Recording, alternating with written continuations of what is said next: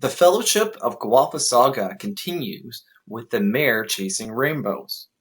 After binging on alphabet soup and drinking too much Kool-Aid, the mayor and the sunshine listers started chasing the gold at the end of rainbows. They traveled all the way from the intersection of Gordon and Wilson Street to Denver, Colorado for a meeting with their UN and WEF friends at the Smart City Summit. Meanwhile, Carly of Klassen and the Elder Elves dodged a Tower of Sauron proposal from the Orcs at Fusion Homes. Whereas at the bench downtown, Sir Edward of Bench and the Banana Guy were challenged to a nutritious food battle by the feds. Who will win the nutritious food battle, and can the mayor complete his kaleidoscopic vision of a rainbow-colored European SimCity? An entire committee of sunshine listers, including traffic engineering, anti-racism and indigenous initiatives, and community engagement, brainstormed ideas on the best spot in the Shire for a rainbow crosswalk. Applying the principles of diversity, equity, and inclusion, the rainbow crosswalk will be made up of a slip-resistant thermoplastic product that is expected to last at least 3 years. For durability, it is also being installed at a location that has no planned construction for the foreseeable future. The Rainbow Crosswalk will be maintained as part of the Shire's public art collection, particularly through community engagement. The mayor and his dubious business associates also jumped on board the Rainbow Road train. They were betting on it attracting more tourists to the Shire for transgender sports, thus increasing the sales of Bud Light in the dining district downtown and collecting more tourism tax revenue for the mayor to play with. Other places, such as Kitchener and Leamington, have successfully increased community engagement through rainbow crosswalks.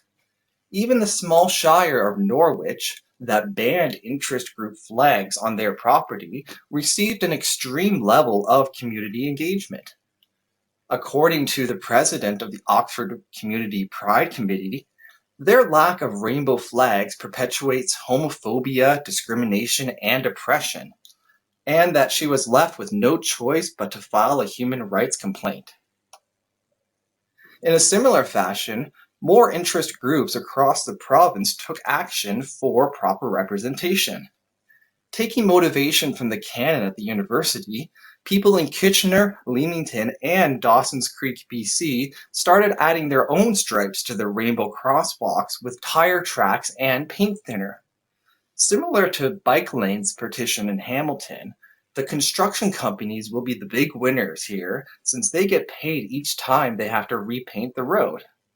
But this was all a distraction as the mayor and David of Messier split town the next day. Motivated by the Lord of the Liberals' elaborate trips, the mayor and David of Messier took flight to the airport in Denver, Colorado to meet the WEF's overlords who live underneath it. They attended an elaborate venue at the Smart City Summit of Americas and enjoyed Bud Light at an open bar as they flipped through the event schedule. The conference was sponsored by some of the most swamp-infested corporations such as Amazon, Walmart, and the Government of Canada. The mayor was excited to see the Strengthening the Climate Change Agenda for Afro-Descendant Populations event, whereas David of Messier signed up for the Smart Cities Foundation's workshop.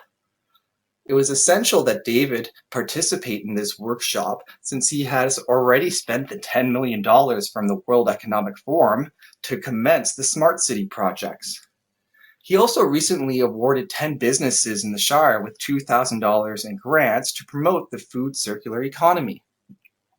The businesses who accepted the funding and now reek of the West stench include Agape Farms, Everdale, and Corrite Presbyterian Church. Back at the Council of Elders chambers, Carly of Klassen and the Elder Elves dodged a bullet. Since last week, whenever they comb their elven hair in the morning and look themselves in the mirror, they wonder if there will be anything left after the big blue orc is done. With his new bill changing the rules of the game, the Elder Elves could lose all their hair as they now transform into creatures of the province. Luckily, Carly of Klassen avoided this dilemma, as the next Tower of Sauron proposal, which was meant to be a 23-story building from Fusion Homes, was retracted.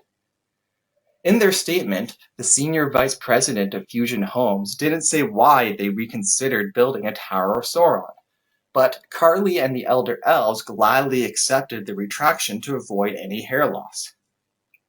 They instead focused on finding volunteers for the Community Gardens project to help with access to nutritious food. Meanwhile, at the bench downtown, Sir Edward of Bench and the Banana Guy were challenged to a tag team nutritious food battle. The County of Wellington and researchers at the university teamed up to flex their funding muscles at Ed's team. The county bragged about the success of their Market Bucks program for increasing access to nutritious food. In the past year, it contributed over $9,000, or $750 per month, worth of goods purchased solely at participating farmers market vendors. Sir Edward chuckled it off, since the bench receives over $2,000 in donations each month, so he could easily outflex the county in half the time. But the county had backup, with $764,000 in funding the university received from the Public Health Agency of Canada's Health Canadians and Communities Fund. The goal was to distribute the funds to projects that are trying to reduce chronic disease among Canadians by mitigating risk factors. Laundering the money through the Smart Cities office, the $764,000 will be mainly used to cover the paychecks of 13 community advisors for FUN. FUN is one of the projects of Our Food Future, an initiative which aims to implement the WEF's circular food economy in the Shire. But Sir Edward of Bench, Banana Guy, tagged in to take on the second challenger. Whenever you get sick of peanut butter jelly time, the Banana Guy is there to cheer you up. Equipped with a bag of bananas each week, he increases access to nutritious food without the need for market bucks, 13 paid community advisors, or FUN. Funded purely on his own compassion and dependability, the Banana Guy stepped up to face the $764,000 Nutritious Food Challenge. How long will the Rainbow Road Crosswalk last? And can Sir Edward's bench outmatch the feds on nutritious food? Stay tuned here to see.